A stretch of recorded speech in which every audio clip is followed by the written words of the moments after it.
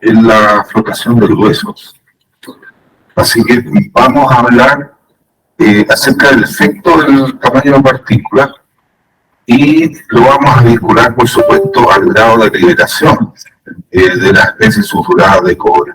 Pero nuestro foco va a estar en cómo podemos mejorar la flotación del hueso y qué significa un grueso, porque en realidad el concepto de grueso es relativo. Por ejemplo, para un mineral de cobre, el grueso es una partícula en general sobre 150 o 200 micrones. Pero para molibdeno, una partícula gruesa es sobre 50 micrones. Y una partícula fina, para flotar cobre, es bajo 15 o bajo 10 micrones. En cambio, en molibdeno, una partícula fina es bajo 5 micrones.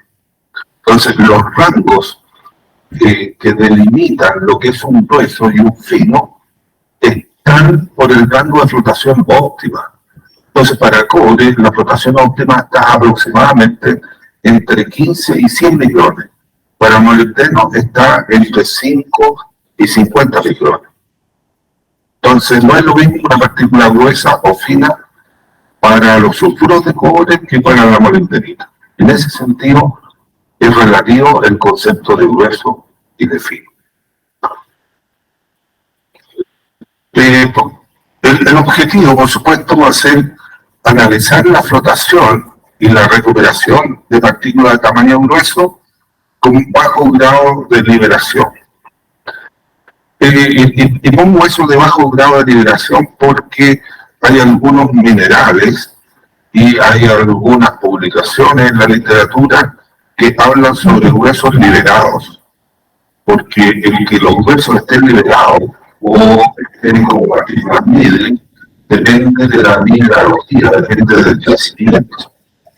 Incluso en un mismo yacimiento pueden tener la pirita liberada y los sulfuros de cobre no liberados, pero los mismos tamaños. Depende mucho de la mineralogía. Entonces, cada partícula de liberación con dos aspectos claros. ¿Cómo funciona la recuperación del cobre en relación al tamaño de la partícula? La mayoría de las plantas de flotación que utilizan células de la flotación de la agua, esa cloración, porque también hay apoyos de tipo de máquina. La recuperación de cobre máxima se logra con partículas entre 15 y 100 micrones. Ahí está el plano máximo. Y eso es algo máximo de flotación de sobre el 90%, sobre el 95%. O sea, prácticamente una flotación perfecta. Entre 5 y aproximadamente, entre 15 y aproximadamente 100 micrones. Por eso que en las plantas, nosotros definimos para una planta en particular el tamaño crítico de pérdida por el lado fino y el tamaño crítico de pérdida por el lado grueso. ¿Y eso qué significa? Significa que la recuperación máxima, que está sobre 90-95%, en algún momento cambia la pendiente y pasa a ser una pendiente negativa, tanto en el lado de los finos como en el lado de los gruesos. Y ese punto de intersección lo llamamos el tamaño crítico de pérdida, por finos o por gruesos. Y esa es una característica de una planta, tener definido cuál es el tamaño crítico de pérdida. Aquí hay algunos resultados típicos de dos plantas, estos son datos de planta, recuperación de cobre en función del tamaño de partícula. Entonces, vemos que la recuperación en esta planta, por ejemplo, en el rango entre aproximadamente 15 micrones y 100 micrones, la recuperación se mueve entre 90 y 97% aproximadamente. Y de aquí cambia la pendiente, empieza a caer, y de aquí cambia la pendiente y empieza a caer. Entonces aquí los tamaños críticos serían 15 y 100 micrones. Esta otra planta es un poco distinta, hay algún ruido acá, no está muy consistente porque son datos de planta, pero también aproximadamente a 15 micrones cae, y acá también aproximadamente a 100 micrones también cae, un poquito más, un poquito menos, cae también la recuperación. Ahora, lo que se puede observar, que en el caso de los gruesos, las recuperaciones son más bruscas y son de mayor magnitud. En cambio, en los finos son más atenuadas las pendientes y afectan menos. O sea, una partícula fina, por ejemplo, en este caso tenemos de 3 micrones, podría llegar a flotar 78% en vez del 98%. O acá 60 en vez del 90. Pero en este otro caso llega prácticamente a cero, y en este otro caso cae hasta 45%. Así que ese es un aspecto que en los gruesos la caída es brusca y es más intensa en recuperación de cobre. Ahora, las razones de por qué caen los finos y las razones de por qué caen los gruesos son completamente diferentes. Y vamos a ver ahí que participan aspectos de la química de los colectores, aspectos de la hidrodinámica de la máquina, pero también, de forma muy importante, aspectos vinculados a la mineralogía, a las características de liberación y los tipos de middling, lo que se llama el intercrecimiento de las partículas. Hay distintas formas de tener una partícula mixta, ya sea de un sulfuro cobre con ganga o con pirita. Ahí lo vamos a ir viendo cuáles son las texturas de las mineralogías que definen el grado de liberación. Ahora, ¿cómo ocurre la recuperación de cobre desde partículas finas y gruesas?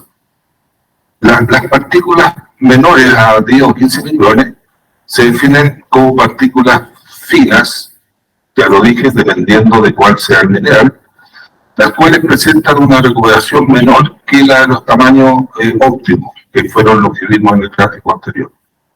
Sin embargo, son las partículas gruesas con tamaño entre 150 y 300 micrones las que peor flotan.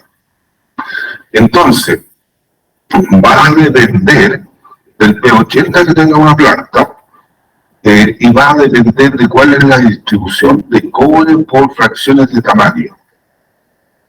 Siempre tenemos una distribución que es tipo gaussiana, pero uno podría ajustarle otro tipo de distribución. El cobre está distribuido por los tamaños.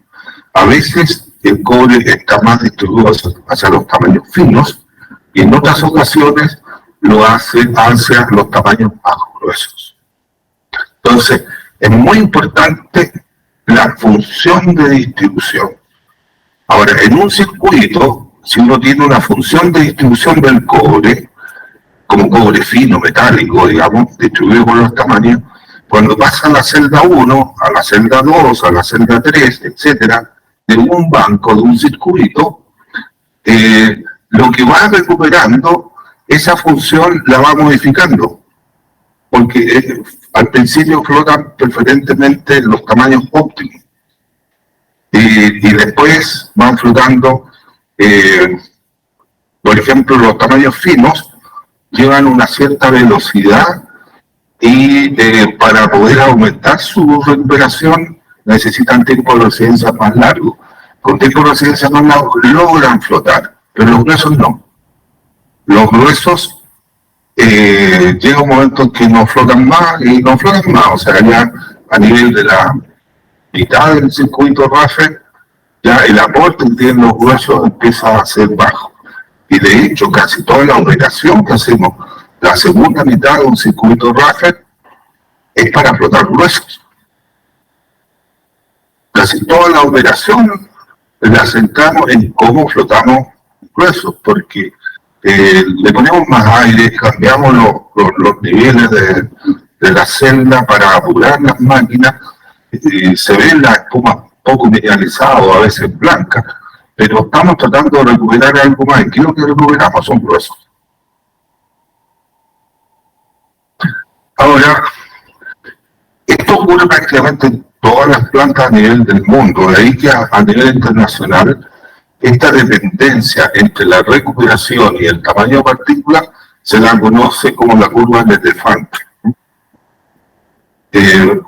porque según la gente de la India que publicó esto, se parece a un elefante. Yo no lo encuentro mucho parecido, pero se la conoce así. Y aquí hay una serie de empresas internacionales, Monarch, SAP, Corporation, Broken Hill, en fin, Phileas Arco, en zinc, en cobre, en plomo, en azufre, etcétera, tienen distintas formas. Lo único que cambia es un poco los rangos. Por eso que el concepto de tamaño fino o grueso es relativo a que estemos recuperando. Pero en el caso del cobre, vemos que en general va entre 10 y 100 micrones los tamaños óptimos. Todos se mueven por ahí. Ahora, cuando tomamos un relave y hacemos la distribución de cobre por tamaño, o sea, el cobre fino o fino metálico, distribuido por tamaño, se llega a curvas como esta. Este es un histograma. Tenemos en los relaves, los vamos a hablar de pérdidas porque ya nos flotaron, en los tamaños finos. Aquí hay como un 25% del cobre que se pierde en partículas que tienen bajo 25 micrones. Y después vienen los tamaños óptimos, que queda muy poquito cobre, y después aparecen los gruesos. Aquí estamos hablando ya de partículas de 100 micrones hacia arriba. Entonces, si nosotros sumamos estas columnas, esto suma más cobre que el que se pierde en los finos. Entonces hay una proporción importante del cobre que se va en los gruesos, en este caso sobre 100 micrones. Y eso ocurre en muchas plantas.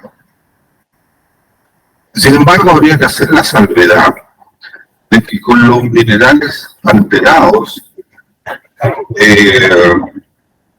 los P80 han ido bajando en las plantas. Nosotros antiguamente trabajábamos con un P80 de 240 o 220 micrones como valor típico. Incluso Chuquicamata siempre trabajó con un P80 alrededor de 300 micrones, porque la mineralogía le permitía hacer eso. Sin embargo, hoy día las plantas que tienen gangas alteradas, tenemos P80 mucho más bajos. O sea, estamos hablando de 180 micrones, 160 micrones, 120 micrones. Entonces ha ido cambiando el eje de las pérdidas.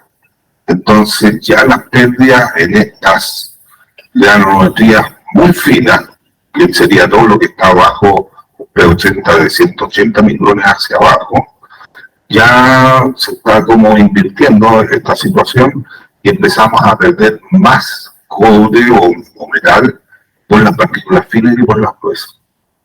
Esta condición está más para el rango del P80 entre 200 y 800 micrones, pero hoy día nos estamos moviendo entre 100 y 200 micrones en la mayoría de las plantas nuevas. Y la mayoría de las plantas con problemas de gangas alteradas estamos, yo diría, entre 100 y 150 micrones. Así que esto hay que analizarlo caso a caso. Ahora, respecto a la mineralogía y el tamaño de partículas. Cuando hacemos un análisis mineralógico, ya sea por mineralogía óptica o por mineralogía electrónica, como el ChemScan o el TESCAN, no solo pretendemos identificar las especies de cobre y catalogarlas como especies primarias o especies secundarias, sino que nos interesa fundamentalmente la textura, y eso se refiere a las asociaciones de las especies útiles con otras especies, que en términos de mineralogía se llaman intercrecimientos. Así es importante el tamaño del grano, pero también es importante el grado de asociaciones, particularmente cuando los sulfuros de cobre están diseminados en gangas. Cuando el tamaño del grano es muy fino, por ejemplo, menor a 10 micrones, puede que no esté liberado. Esto ocurre en los minerales alterados, que partículas tan pequeñas como 10 micrones no están liberadas. pero sí están asociadas a ganga, ya sea diseminadas o ocluidas.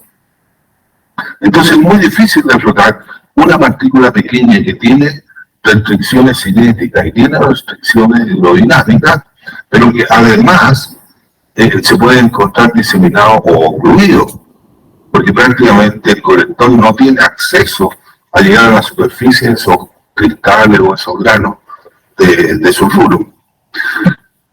Por lo tanto, las partículas gruesas son principalmente no liberadas. Hay enriquecimiento del tipo simple, vetilla, corona, diseminado, etc.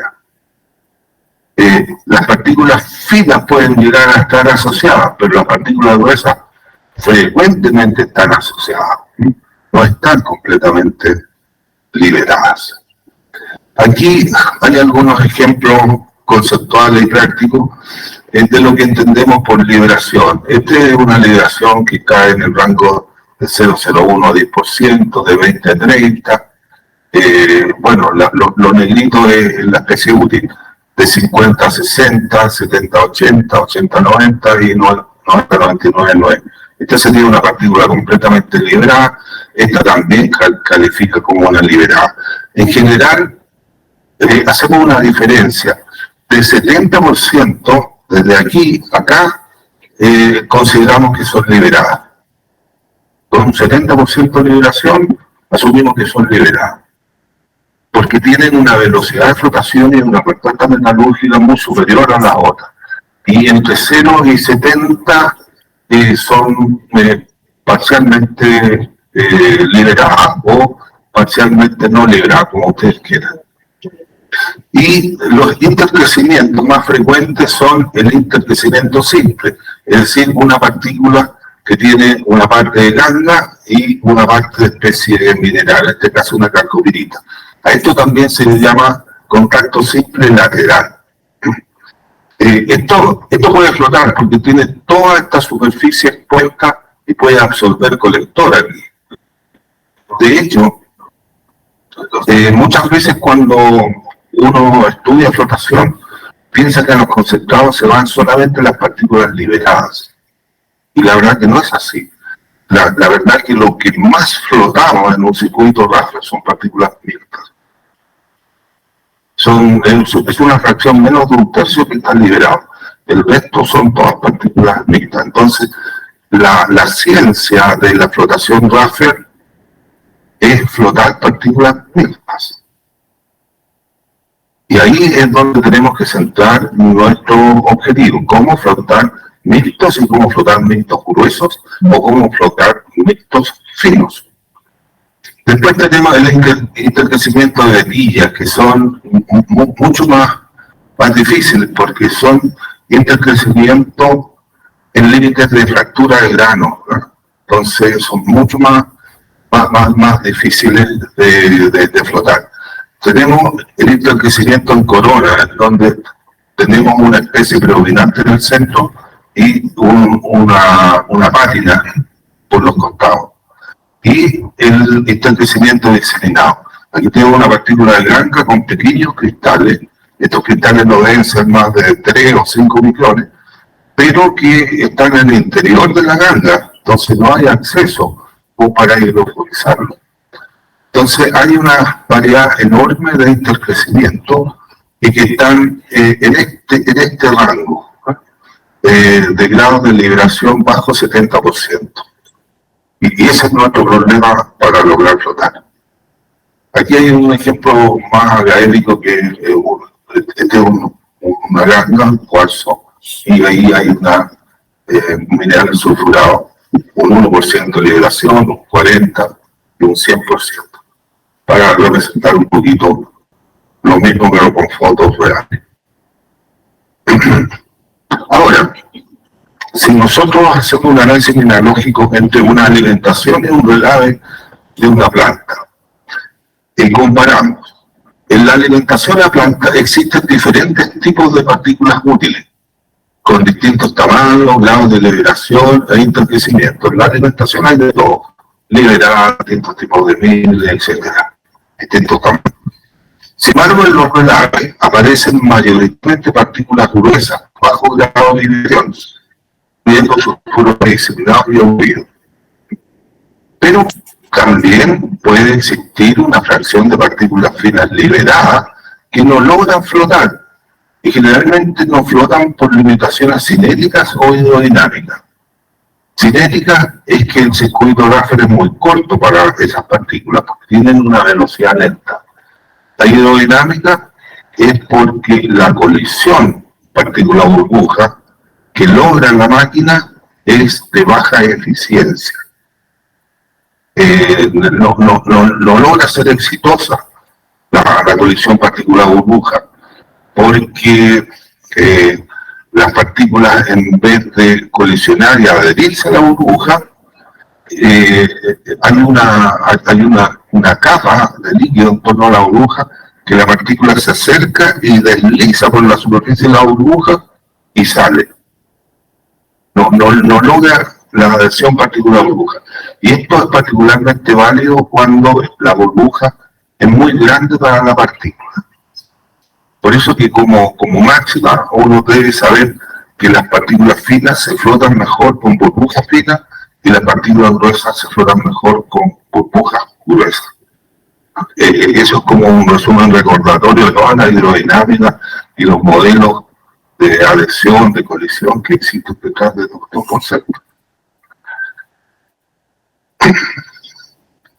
Aquí hay algunos fotos de mineralogía Kempska. Esta sería la alimentación y este sería el relave. Entonces aquí tenemos distintos tipos de partículas Mendel, pero como ustedes pueden ver, son múltiples las opciones, prácticamente casi no hay partículas liberadas aquí en este caso. La calcopirita, el color azul morado que hay acá, y los silicatos son los color conchovino, café. No soy bueno para los colores. Y acá es el relave. El relave, fíjense ustedes, miren las calcopiritas diseminadas, muy poquitas, son partículas gruesas. Esto es lo que encontramos en los relaves.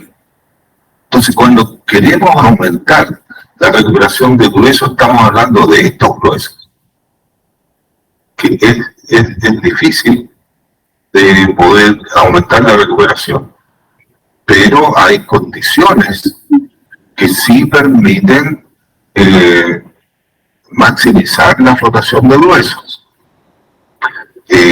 Hay también circuitos, por ejemplo, Chuquicamata, que tiene un P80 de 300 micrones, perfectamente es aplicable en lo que se llama el circuito Lamas Arenas.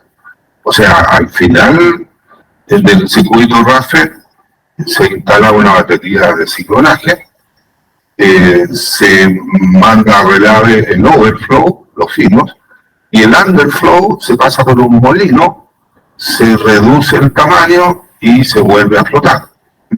Ese circuito es muy antiguo, se llama Lamas Arena, y es cuando uno trabaja con P80 de 300 o 350 micrones, entonces conviene desde los relaves separar los huesos que todavía pueden ser remolidos en términos económicos y recuperar más cobre. Pero no es factible eso cuando uno tiene un P80 de 140 micrones. Ahí es bastante más difícil aplicar esa estrategia. Para que una partícula se recupere o se pierda en un circuito de flotación, se conjugan entonces dos variables básicas. Primero, el tamaño de partícula, y segundo, el grado de liberación. Y por supuesto, también el tipo de intercrecimiento. Por supuesto, no son las únicas variables, influyen también otros factores, como por ejemplo, la química de los colectores y los espumantes, la cinética, es decir, la velocidad de flotación, y también la hidrodinámica de las máquinas de flotación. Todos estos factores, en definitiva, son los que determinan una cierta conducta de los distintos tamaños de partículas y de los distintos grados de liberación que se presenten en una celda de flotación. Veamos primero la relación que hay entre liberación y velocidad de flotación. Las partículas liberadas en general tienen mayor velocidad de flotación. Por eso que en las primeras celdas de cualquier circuito, pero hablemos de un circuito primario, circuito Raffel, siempre flota un mineral de alta ley y una recuperación alta. O sea, flotan las partículas de mayor calidad. ¿Qué significa calidad?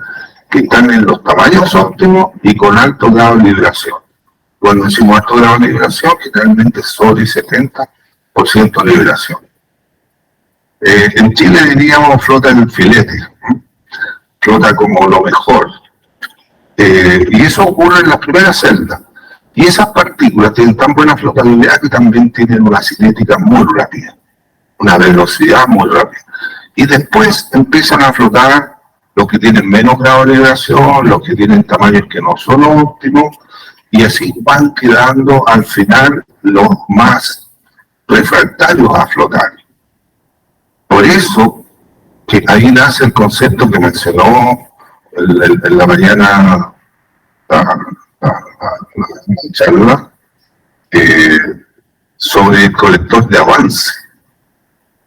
Y que es muy importante el colector de avance, porque si ustedes lo piensan, cuando vamos en la mitad de un circuito Raffel, lo que tenemos, imaginemos que tenemos 12 celdas, lo que tenemos para alimentar la celda número 7 es completamente diferente al mineral que teníamos para alimentar la celda 1.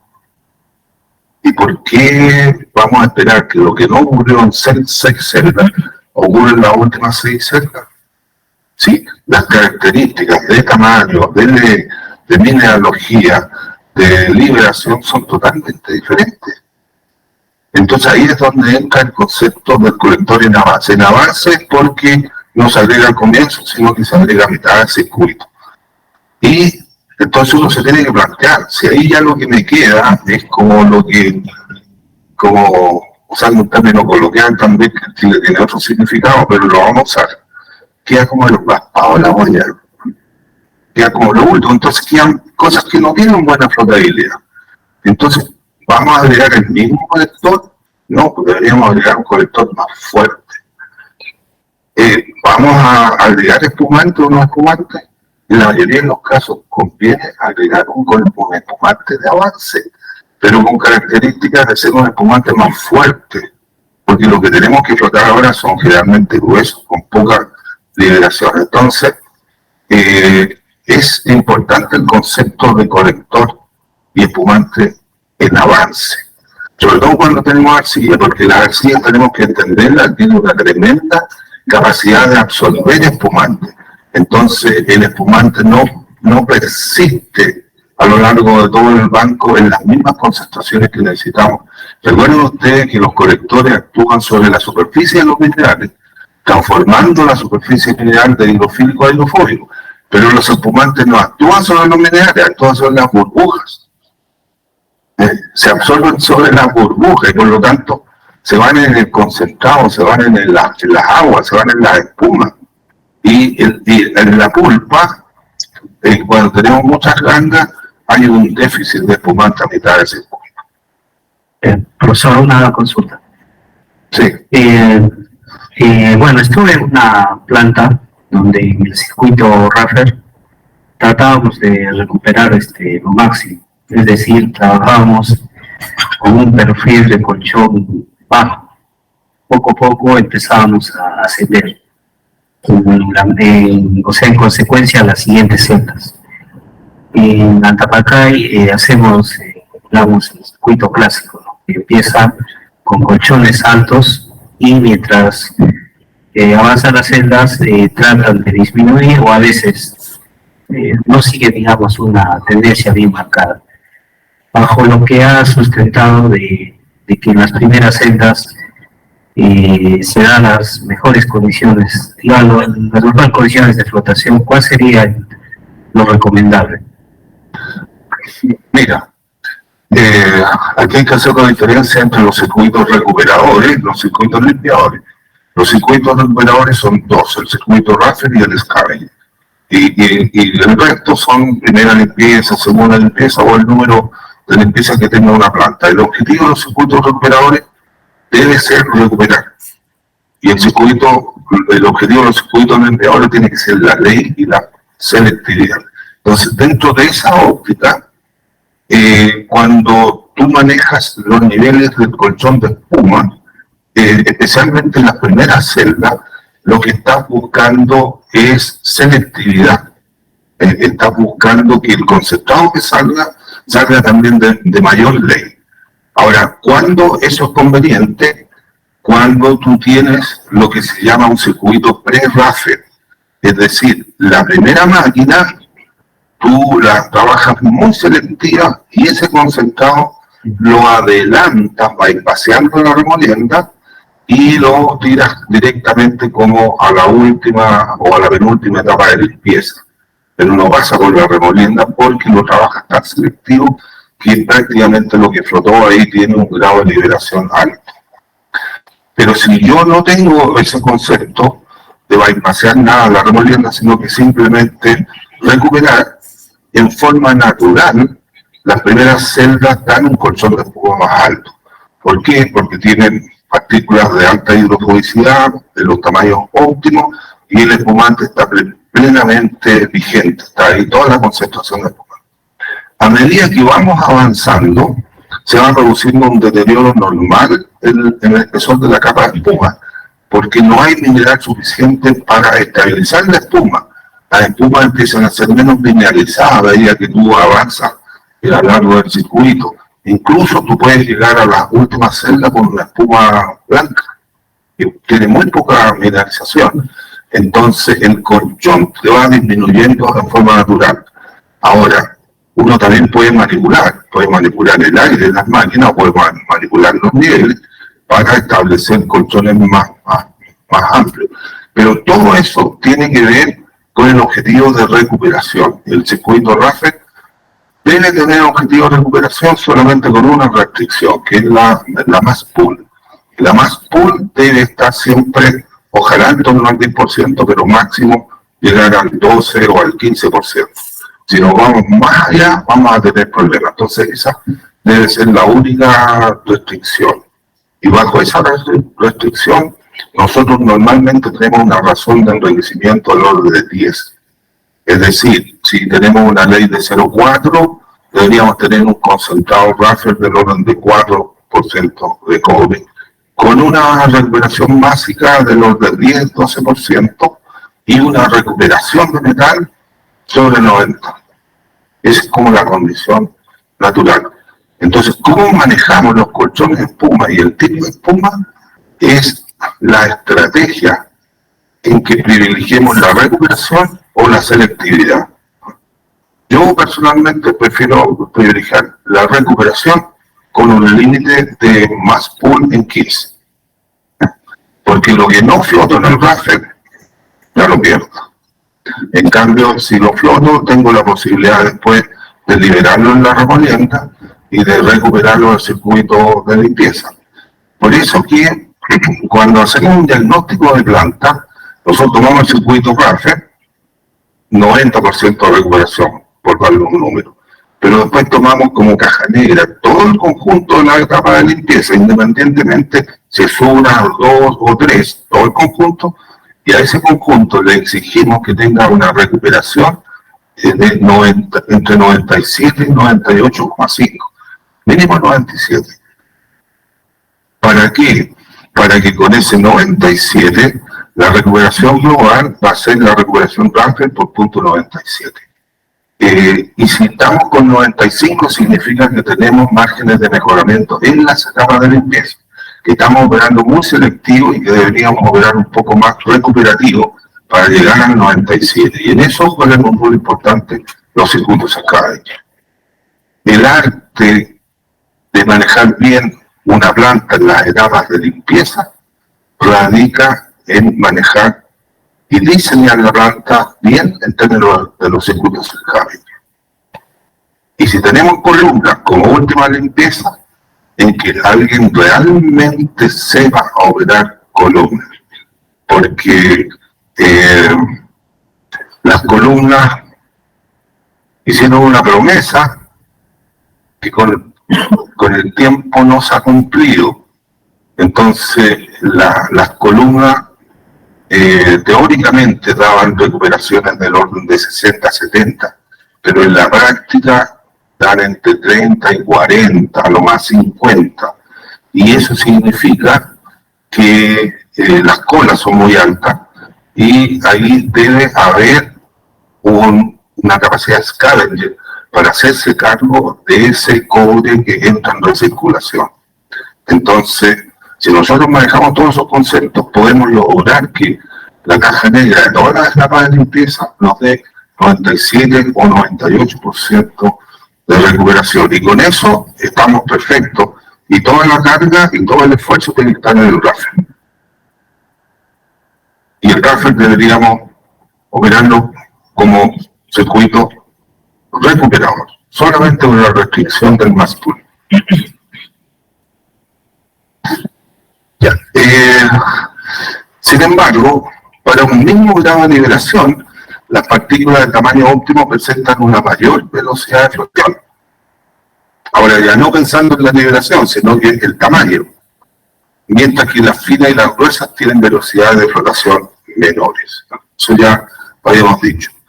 Pero eso como introducción a este gráfico que es bien interesante, en donde tenemos la constante de velocidad para partículas con distintos grados de liberación en función del tamaño de partícula. Entonces tenemos liberaciones desde 5% hasta 100%.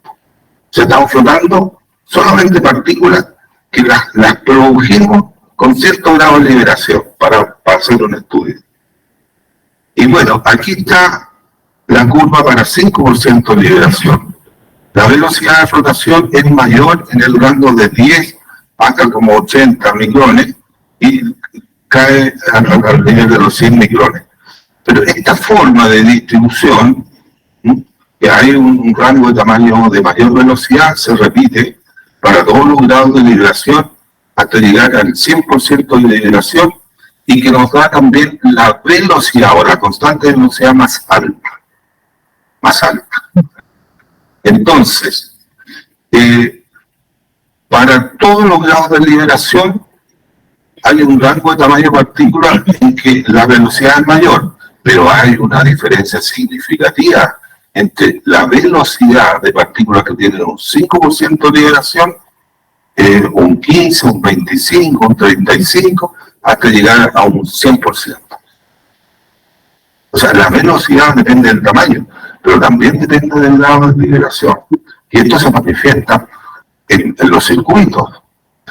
Entonces, además, para un grado de liberación entre 0 y 70%, la velocidad de flotación relativa, porque se calculó cuál es la velocidad, por ejemplo, para 20% de liberación y cuál es la velocidad para una partícula 100% liberada. Y eso se expresó como una razón. La constante de velocidad de un tamaño respecto a la constante de velocidad máxima que corresponde al 100% de liberación. Dije tamaño, no, liberación, al principio.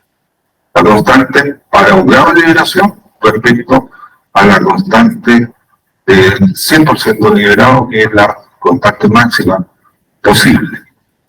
Entonces, para grado de liberación entre 0 y 70%, la velocidad de flotación relativa, ¿cierto? La velocidad máxima para 100 de liberación versus la velocidad para un grado de liberación, aumenta linealmente.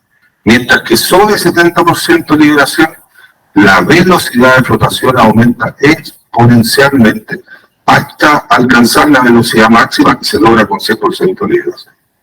¿Qué significa eso? En otras palabras, se viene este gráfico.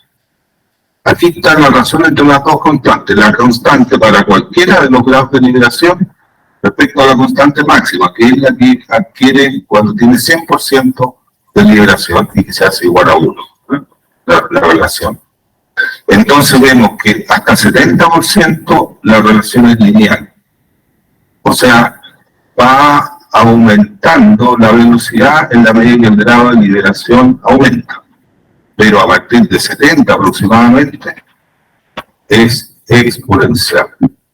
Es exponencial. O sea, las partículas ahí flotan mucho más rápido que las otras. Por eso que los circuitos de flotación se comportan como circuitos que segregan las partículas en términos de tamaño y en términos de grado de liberación. Las segregan. Y esto es muy claro en las plantas de molibdeno. En las plantas de molibdeno, los concentrados están en un tamaño de partículas y las colas siempre están en los tamaños de partículas finos.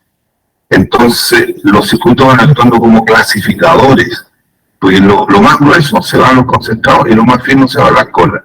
Por eso que en las plantas de molibdeno, como tienen varias etapas de limpieza, 2, 3, 4, 5, 6 a veces, las colas van concentrando los materiales finos y los concentrados van concentrando los materiales gruesos, como si fuera un clasificador por tamaño.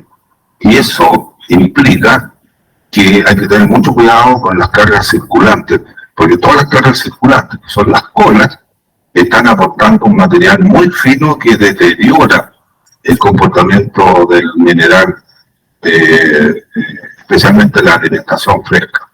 Entonces, esa segregación, en ese caso, uno tiene que manejarla, porque si no, se produce una pérdida de recuperación muy grande. Las placas colapsan por ese concepto, porque la segregación va juntando todos los finos por un lado y los gruesos por otro. Pero en todos los circuitos hay una cierta segregación por velocidad y por tamaño. Ahora, ¿qué ocurre en los circuitos industriales? La cinética de flotación, empezada como recuperación acumulativa de cobre, en un circuito Raffer industrial, también es función del tamaño de partículas. También, las partículas gruesas flotan y se recuperan más lentamente. ¿De dónde viene esa afirmación? Viene de este gráfico. Este es un gráfico de un circuito Raffer industrial. Aquí está la recuperación acumulativa de cobre en función del número de celdas instaladas en este circuito. Y para distintas fracciones de tamaño, aquí están las fracciones. La fracción sobre 100 micrones, que la llamamos gruesa, la fracción bajo 38 micrones, que la llamamos fina, y la intermedia, entre 38 y 106 micrones. Aquí está la fracción gruesa. Miren ustedes cómo flota más lentamente. La fracción de tamaño óptimo es esta. Llega a recuperaciones del 95%. La gruesa llega solamente a 70%. Y la fracción levemente fina, porque es menos 38 micrones, decíamos que el tamaño crítico de pérdida es como 15, o sea, entre 15 y 38 en particular, que está en tamaño óptimo todavía, está un poquito más bajo que el tamaño óptimo, pero se ve el efecto que es más fino. Entonces, este es el tamaño óptimo y este es el tamaño de los huesos, sobre 100 micrones, sobre 106 micrones. Entonces, claramente, la cinética es más lenta. Y si esto lo analizamos en la celda, veríamos que al principio va a flotar lo que está en los tamaños óptimos y también lo que está con los grados de liberación sobre el 70%. Entonces, podemos analizar cuál es el comportamiento de las partículas celda a celda en un circuito de flotación.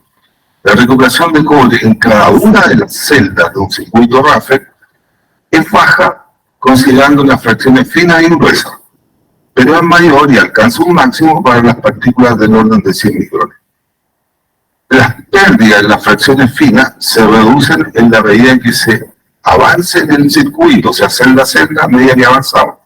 Mayor número de celdas, mayor número de tiempo de residencia. O sea, las partículas finas tienen una velocidad lenta. Si nosotros le damos mayor tiempo de residencia, significa más celdas, van a lograr flotar. Sin embargo, las partículas gruesas no mejoran significativamente con el tiempo de residencia. O sea, si yo espero recuperar gruesos colocando más celdas en circuito Raffel, va a ser una pérdida de dinero porque no depende del tiempo de residencia.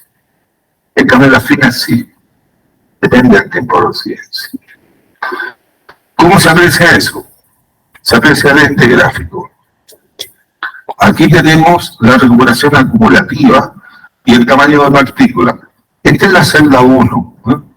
La celda 1 vemos que las partículas finas tienen un cierto aporte a la recuperación y esto tiene esta función de distribución tipo campana o gaussiana y la recuperación óptima está como por 90 micrones por aquí y después cae. En la celda 2 avanzamos, sigue este pic, llegamos a los tamaños tipo 90, llegamos como a 80 y algo, pero en los tamaños finos, bajo 10 micrones, todavía estamos en 30% de recuperación. Y así vamos a la celda 3, vamos a la celda 6. Y recién en la celda 12, porque esta es recuperación acumulativa, hemos logrado que las partículas finas logren recuperaciones del orden de los 95%. Entonces hemos resuelto esta baja recuperación colocando un número grande de celdas. Las partículas óptimas siguen siendo alrededor de 90 micrones en todas las celdas, pero los gruesos no lograron recuperar. Esta era la celda 1 y esta es la celda 12. Subió, no sé, de un 7-8%, subió hasta un 30%, pero no subió más. En cambio acá subió desde 15% hasta 95%. Aquí dependió el tiempo de residencia y aquí no. Es interesante tener estos conceptos porque ¿qué hacemos cuando tenemos un circuito que lo queremos optimizar? Si son gruesos no sacamos nada con poner más celdas, si son finos sí ganamos con poner más celdas. Entonces el tiempo de residencia desempeña un rol que tiene que ver con la cinética. Las partículas finas tienen limitaciones cinéticas que podemos resolverlo aumentando el tiempo de residencia, pero no los gruesos. El problema de los gruesos tiene que ver con la hidrodinámica y tiene que ver con la estabilidad de los agregados partículas burbuja. Primero, es difícil que una partícula que tenga un grado de liberación muy bajo se pueda hidrofobizar y después con ese pequeño grado de hidrofobización se puede adherir a una burbuja, pero una vez que se adhiere es una adhesión débil y cuando va subiendo con la máquina, si hay un poco de turbulencia, se desprende. Y es más todavía, cuando esta burbuja logra pasar las barreras de hidrodinámica y llega a la vecindad de la espuma, la interfaz entre la pulpa y la espuma se transforma en una barrera, porque quiere meterse en la espuma y normalmente esa interfaz que está mineralizada es como una muralla y la partícula rebota y en algún momento se rompe la burbuja y la partícula rosa vuelve. Es muy difícil incorporarse a la espuma una unión partícula-burbuja débil y formar parte del concentrado.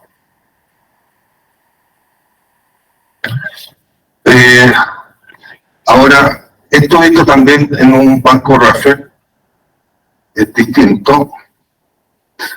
Aquí tenemos la recuperación en el concentrado en función del tamaño de partícula para 12 celdas también. Es decir, las partículas finas van perdiendo gradualmente recuperación a medida que se avanza en el circuito. Eso ya lo habíamos dicho. Sin embargo, las partículas gruesas pierden bruscamente la recuperación a partir de la mitad del circuito. Entonces vemos que la recuperación disminuye con el tamaño de partículas, a medida que aumenta el tamaño de partículas, en todas las celdas. Pero cuando llegamos a la última celda, estamos ya en todas sobre el 90%, pero las partículas más finas tienen mayor recuperación.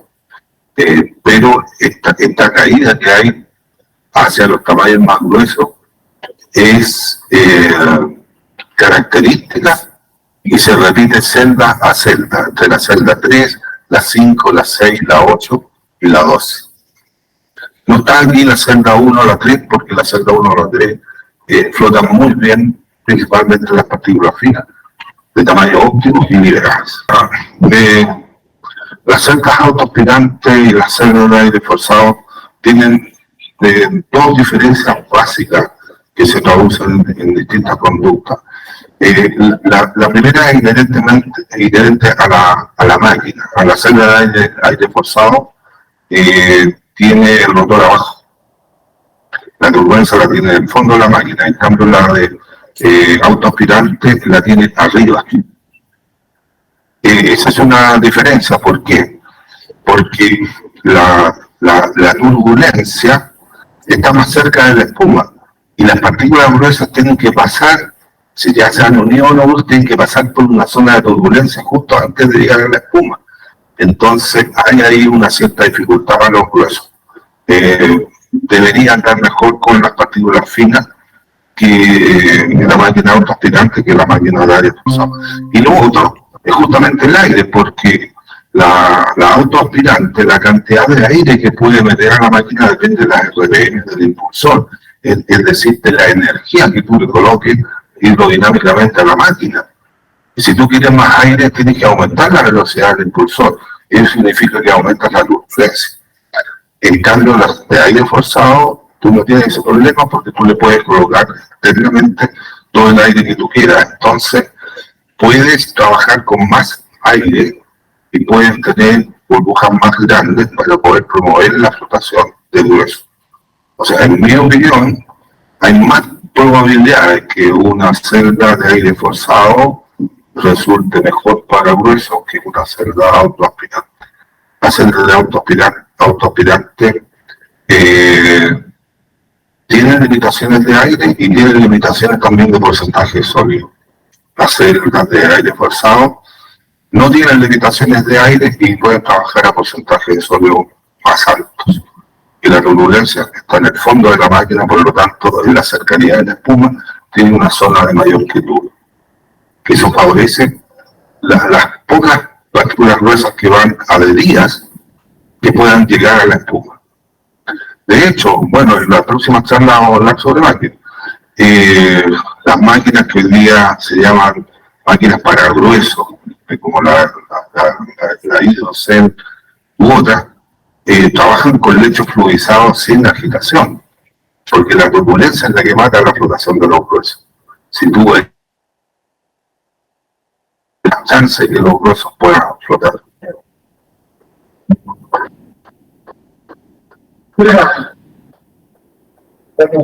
Ahora, nosotros generalmente no trabajamos con grado de liberación, lo llevamos como una información paralela, pero sí trabajamos con la granulometría, trabajamos con el P80. Entonces, en las plantas se controla el P80,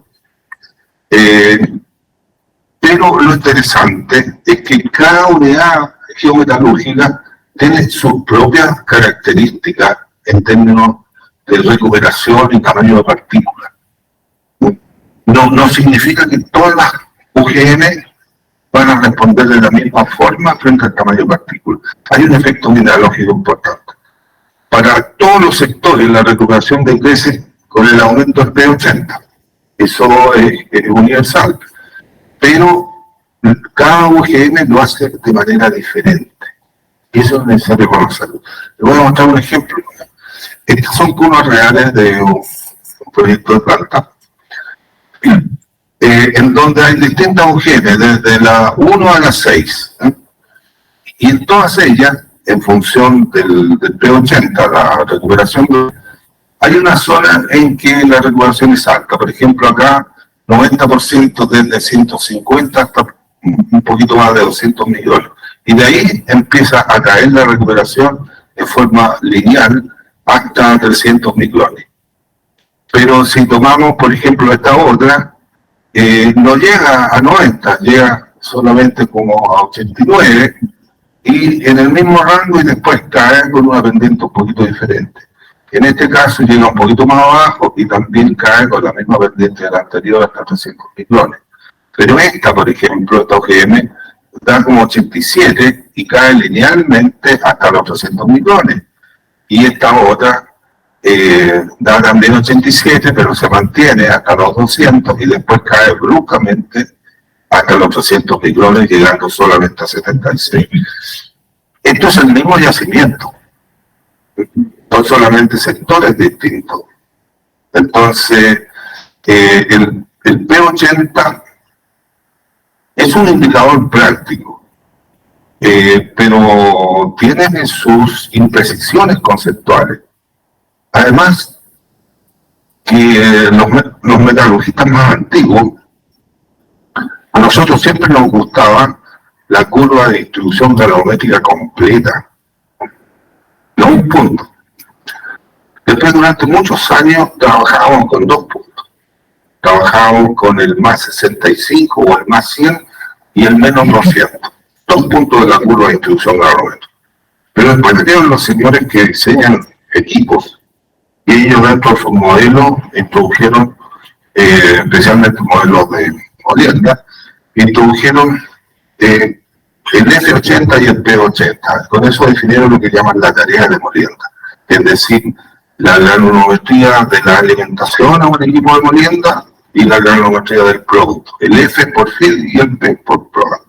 Entonces, la tarea es ir desde un F80 a un P80 y se quedaron con un punto. Y los metalurgistas seguimos eso y empezamos a trabajar con un punto.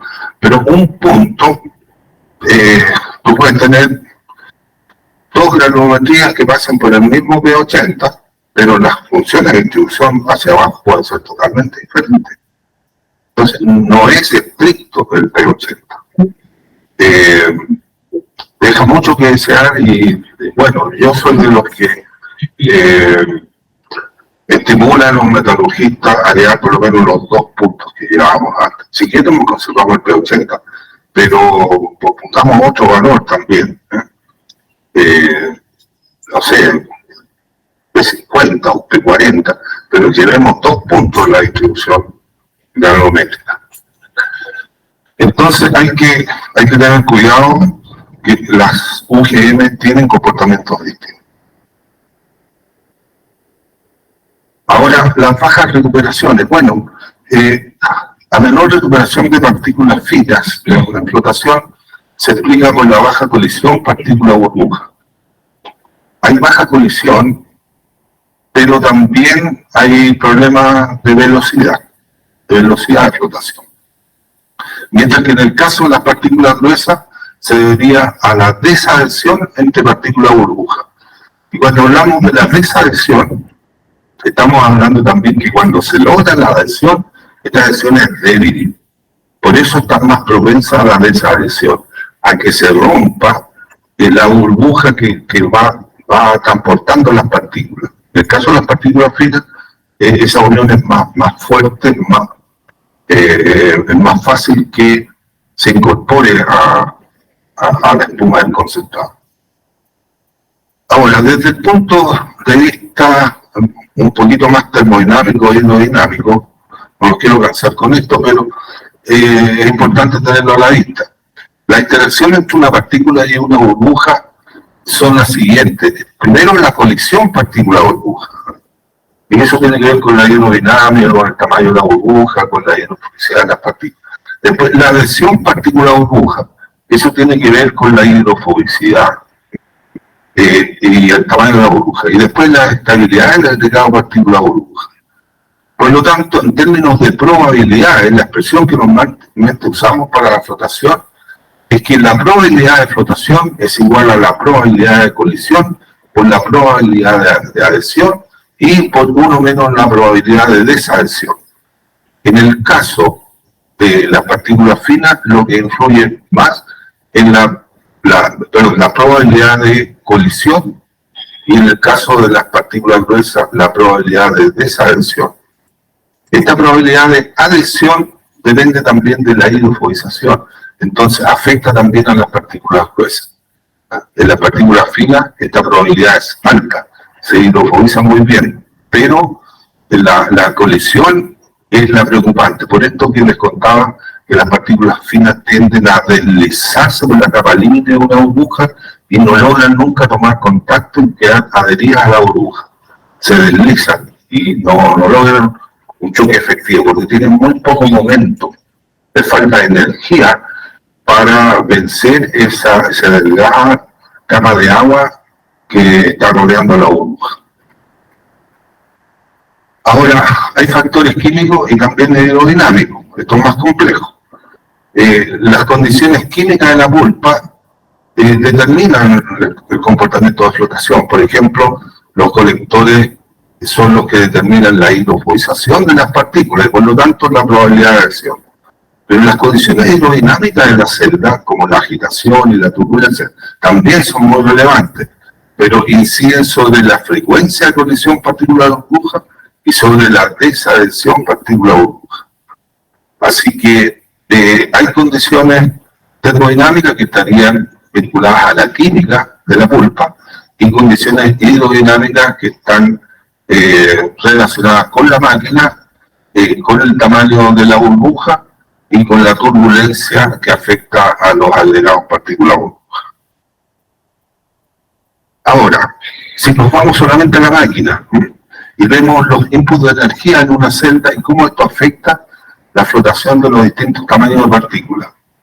El input de energía es la energía que utilizamos para producir la agitación o la turbulencia dentro de una máquina.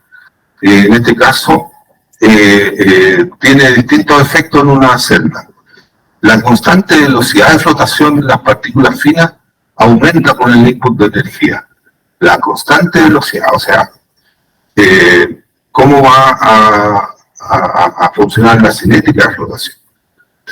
Porque se favorece la colisión y la adhesión partícula-burbuja. O sea, si yo le meto más energía, voy a tener mayor colisión y mayor adhesión. Pero también la constante de velocidad, en este caso las partículas gruesas, disminuye con el input de energía, porque favorece la desadhesión partícula-burbuja. Entonces, ¿cuánta energía yo le pongo a una máquina? Y cuando digo energía, es básicamente la velocidad de agitación del impulsor y el diseño del sistema de impulsor-estator. Eso es lo que me genera la turbulencia y la agitación dentro de la máquina. Y el lugar donde esté ubicado, si está en el fondo, está más arriba. Entonces, en términos de gráfica, lo mismo que dije antes, si yo tengo aquí la velocidad de flotación y aquí tengo la energía que pongo a través del impulsor, voy a tener distintos comportamientos cinéticos para las partículas finas, que sería ese, o sea, aumenta la velocidad de flotación en la medida en que yo agito más. Las partículas intermedias, que sería esta, tiende a disminuir. Y las partículas gruesas, que sería esta, definitivamente disminuye en la medida en que yo le pongo más energía al sistema. Entonces, cuidado, porque si yo digo para los huesos necesito meterle más aire en una celda autoaspirante y le voy a aumentar la velocidad al rotor, voy a conseguir más aire, pero voy a perjudicar la velocidad de flotación porque en esa condición de mayor turbulencia va a haber mayor desadhesión de las partículas gruesas a las burbujas.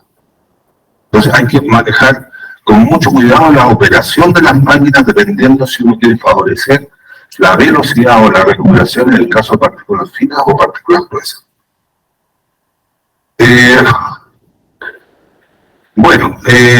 La intensidad de agitación o la turbulencia produce entonces desadhesión de las partículas gruesas y eso es lo que es más interesante. Ahora, si hacemos un gráfico que nos ilustra bastante bien, aquí yo tengo la velocidad del impulsor y el tamaño de burbuja. Miren ustedes, este rectángulo que está aquí me dice que estos son los límites óptimos para partículas finas. O sea, yo necesito una cierta velocidad del impulsor, me genera un cierto tamaño de burbuja y aquí yo tengo el óptimo. Y las partículas gruesas están acá. O sea, yo necesito mayor agitación y necesito un tamaño de burbuja mayor. Entonces, hay una diferencia. Si yo opero la máquina para flotar finos o opero la máquina para flotar gruesos. Para flotar gruesos necesito mayor velocidad del impulsor y necesito burbujas más grandes.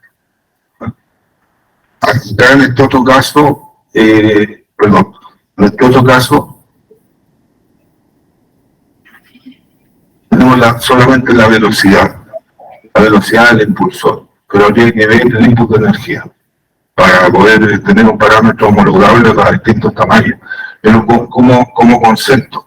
Ahora, el problema es cuando generamos burbujas más grandes, porque nosotros estamos agregando un espumante, y el espumante inhibe la coalescencia, o sea, me impide que la burbuja crezca. Entonces, si yo tengo mucho espumante, la burbuja va a ser pequeña, pero para flotar partículas gruesas yo necesito burbujas más grandes. Entonces, la única forma es que pueden meterle más aire para que el espumante no alcance a inhibir la coalescencia y yo tenga burbujas más grandes. Entonces, ahí hay un compromiso en cómo estoy regulando el tamaño de burbuja. Mucho más depender de la presión. Bueno, si fuera, claro, sí, tienes razón, la presión hidrostática hace que la burbuja en el fondo sea más pequeña, pero porque el aire está comprimido. Pero a medida que la presión hidrostática de la pulpa disminuye, a medida que la burbuja sube, claro, la burbuja va aumentando en tamaño. Pero no me refiero a ese aumento de tamaño, sino me refiero a cuando dos burbujas chocan una con la otra y forman una sola burbuja con tamaño mayor. Eso es lo que llamamos coalescencia. Y ese fenómeno es el que evita el espumante, pero también lo evitan los electrolitos inorgánicos, ¿no? También. Entonces, esas dos burbujas chocan y se separan, pero no pasan a formar una más grande. No coalescen, porque el otro fenómeno coalesce. Es como cuando en una lluvia uno mira por la ventana y ve dos gotas, bajan, y de repente se juntan, forman una más grande y bajan más rápido, porque las gotas de agua en una ventana, en medio de una ventana, coalescen. Forman una más grande que corre mucho más rápido. El mismo fenómeno de coalescencia ocurre con las burbujas. Entonces, ¿cómo yo puedo simultáneamente mejorar la recuperación de los finos y la recuperación de los gruesos? Porque tienen condiciones totalmente diferentes. Es ahí donde aparece como un medio que puede emparejar esta cancha, es la química de los colectores. O sea, yo puedo trabajar ahora con colectores más fuertes o puedo trabajar con espumantes más fuertes o más débiles para poder simultáneamente conseguir mejoramiento de las partículas finas y gruesas bajo una condición dada en un circuito. Y yo necesito una velocidad menor del impulsor y generar burbujas más pequeñas para las partículas finas. Y lo contrario para las gruesas, mayor velocidad del impulsor y burbujas más gruesas. Sin embargo, esto tenemos que hacerlo o considerarlo celda a celda, ¿no? Porque yo puedo operar una celda de forma distinta a otra celda. Entonces yo podría operar las primeras máquinas pensando en los finos y las máquinas siguientes pensando en los gruesos. De hecho lo hacemos en los circuitos industriales. O sea, a medida que avanzamos en el circuito RAF, especialmente en la segunda mitad del circuito RAF, le metemos más aire. Con el propósito de acelerar la flotación de grueso. Y cuando trabajamos con espesores de espuma más pequeños, lo que también estamos haciendo es tratar de aumentar el arrastre físico hacia la espuma, porque queremos privilegiar que pasen gruesos a la máquina. Entonces, este gráfico funciona pensando en una máquina, pero si yo tengo 10 máquinas en un circuito, yo puedo, las primeras máquinas, tratar de optimizarla para que floten los finos, y las últimas máquinas, cambiar la forma de operar para que recuperen los gruesos. Sí. Pues sería válido, digamos, hacer que el aire sea de manera severa. Sí. para que el circuito, digamos, Scavenger, eso, y agarrar los picos. Claro, exactamente. Ustedes trabajan con el concepto de separar el circuito primario en Raffle y Scavenger. Sí, está bien. Claro, nosotros en Chile hablamos de circuito Raffle y Scavenger y no hacemos la diferencia. O sea, todos los Raffle son Raffle y Scavenger. Pero sí, si tú lo conceptualizas como que el Raffle tiene la última celda que funciona como Scavenger, efectivamente tú en el Scavenger te convendría trabajar con más aire que en las primeras celdas. Las primeras celdas no requieren de tanto aire, requieren de burbujas más pequeñas, requieren que esté todo el espumante activo, y en la medida que tú avanzas vas requiriendo más aire, podría requerir mayor velocidad de los impulsores y podría requerir espesores de capa más pequeñas, subiendo los niveles para que haya una promoción de arrastre de partículas gruesas a la abertura. Bueno, conceptualmente es bueno tener la disponibilidad de cambiar las RPM del agitador. Las máquinas que vienen en la industria no siempre tienen esa posibilidad, ¿no? Y tampoco se juega mucho con esa posibilidad. Solamente en el diseño tú consideras unas RPM para el Raffle y otras RPM para la limpieza. Tú vas bajando las RPM en la medida que le exigen mayor selectividad. Eso ya te da una idea que las RPM juegan roles distintos cuando tú buscas selectividad y cuando tú buscas recuperación. Cuando buscas recuperación tienes que tener más RPM, pero esas más RPM son porque tú necesitas fomentar la colisión partícula-burbuja. En cambio, en la limpieza, ya la mayoría de las partículas ya han demostrado que se adhieren fácilmente a las burbujas. Entonces lo que requiere es selectividad, es decir, tratar de que el insoluble no llegue a los concentrados o que la pirita no llegue a los concentrados, etc. Pero actualmente las máquinas no tienen todas las máquinas tienen la libertad de cambiar, ¿eh? Incluso en el pasado había muchos tipos de impulsores y tú cambiabas no solo la RPM, sino que cambiabas el tipo de impulsor. Después ya los impulsores fueron patentados y cada empresa tiene su diseño de impulsor. Los Ademir tenía un tipo, la Allen tenía otro tipo, hoy día Autotech, FL Smith, la Tenova tienen sus diseños propios. Entonces no se cambia el diseño del impulsor. Antes tú lo podías cambiar y te mejoraba. Incluso había un diseño de impulsor que había sido inventado en Chile y la gente ya lo usaba mucho. Le cambiaban las máquinas por uno propio, localmente algunos mecánicos habían desarrollado y según la gente de la planta andaba muy bien, así que se los cambiaban. Al original le ponían unos hechizos, porque andaba mejor. Pero ahora ya con las máquinas que están automatizadas, con sistemas de control, uno cada día puede meter menos las manos en las máquinas. Antes tú veías de la espuma, hoy día tú dices dónde está la planta, dice debajo de la parrilla que usted va caminando, ahí está, entonces tú tienes que mirar a ver si ve algo de espuma, pero no. Antes tú operabas, tomabas la espuma, veías la granulometría, te tomabas el olor a la planta porque las plantas funcionaban con aceite de pino, así que tú, el operador que llegaba en la mañana entraba a la nave y decía, oye, parece que le estás poniendo mucho pino, porque el olor al aceite de vino era muy fuerte, y él lo detectaba por el olor. O sea, condiciones organolépticas. Hoy día no tenés que ir a mirar a la sala de control o ver algún indicador de terreno. Bueno, se me está acabando el tiempo, así que vamos a ver más rápido. Las partículas gruesas, entonces, requieren condiciones químicas e hidrodinámicas especiales, como por ejemplo burbujas de tamaño más grande, mayor dosis de colector y o colectores más fuertes. De ahí yo hago la vinculación con el colector de avance. El colector de avance es el que yo tengo que direccionar hacia los gruesos. espumantes con mayor poder de espumación.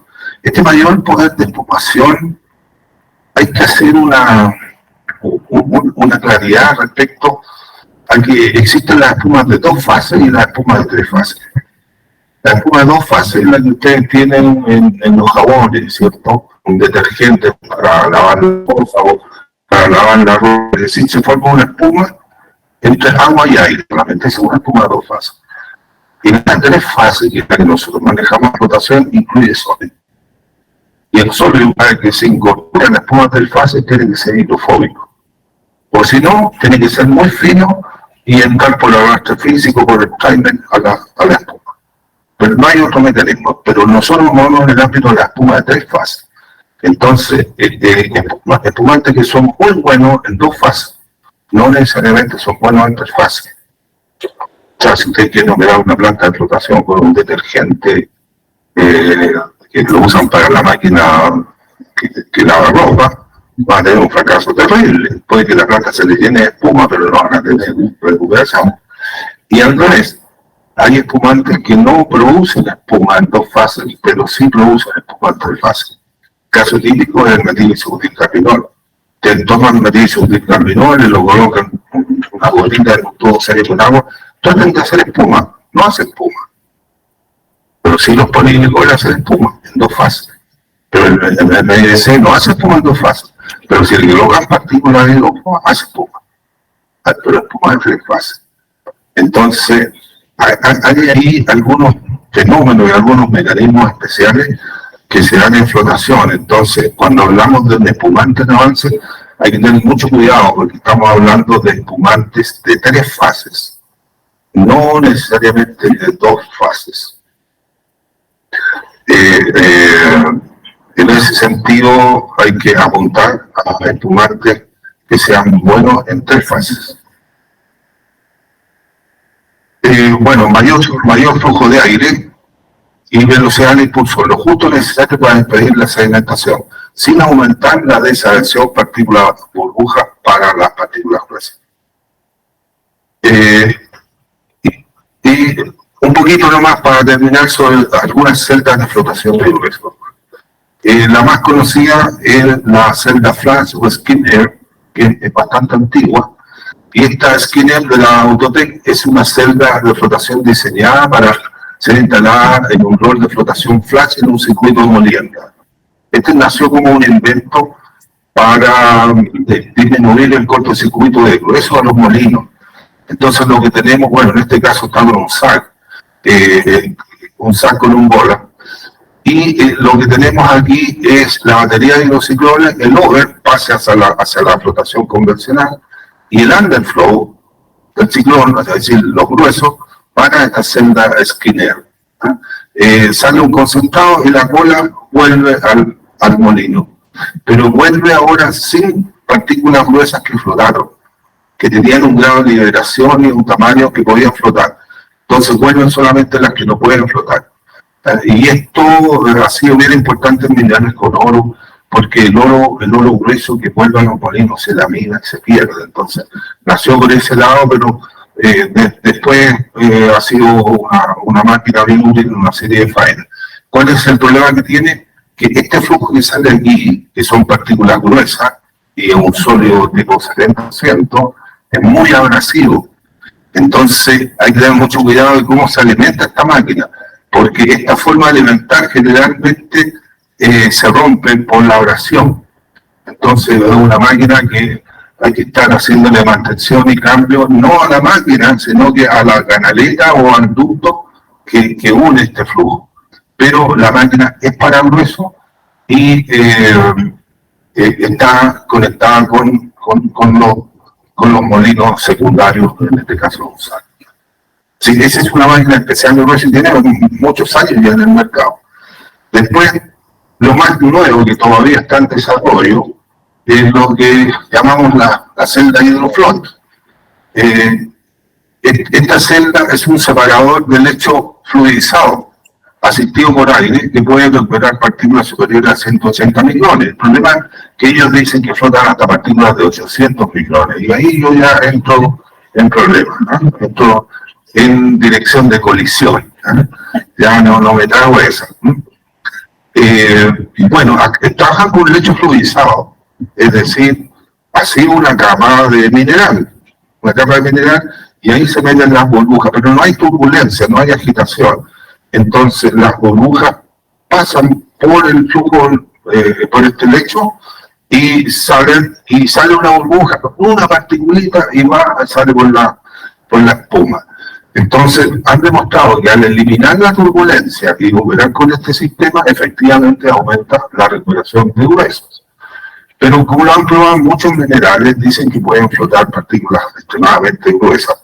Pero en el caso del cobre necesitamos flotar partículas que tengan 150 o 200 micrones. Entonces, me parece que no van por ahí las aplicaciones para nuestros minerales de cobre. Pero está muy fuerte porque tiene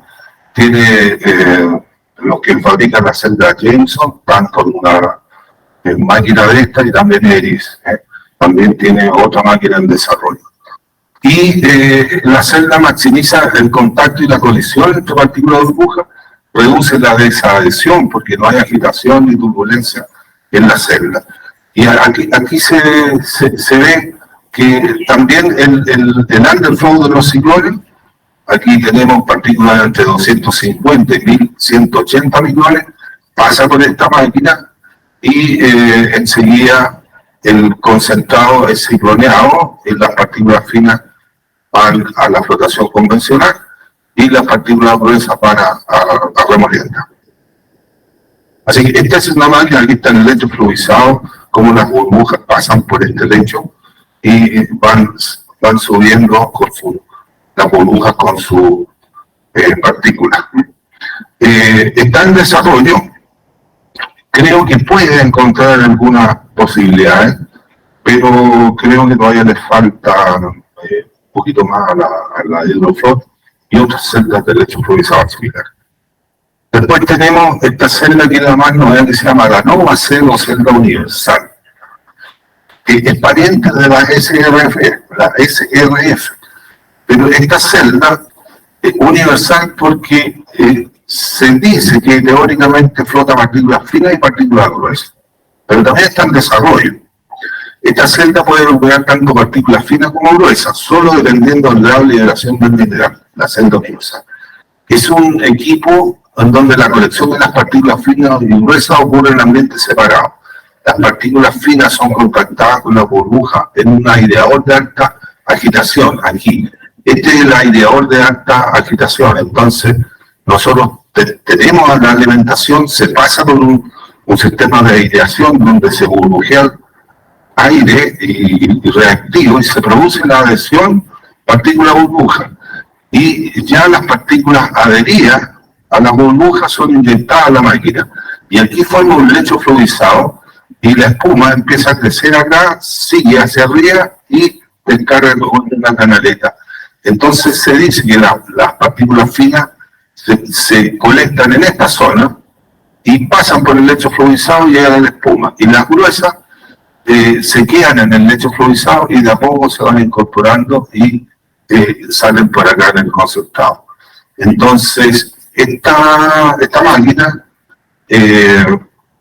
se supone que optimiza tanto la flotación de las partículas finas como las partículas gruesas.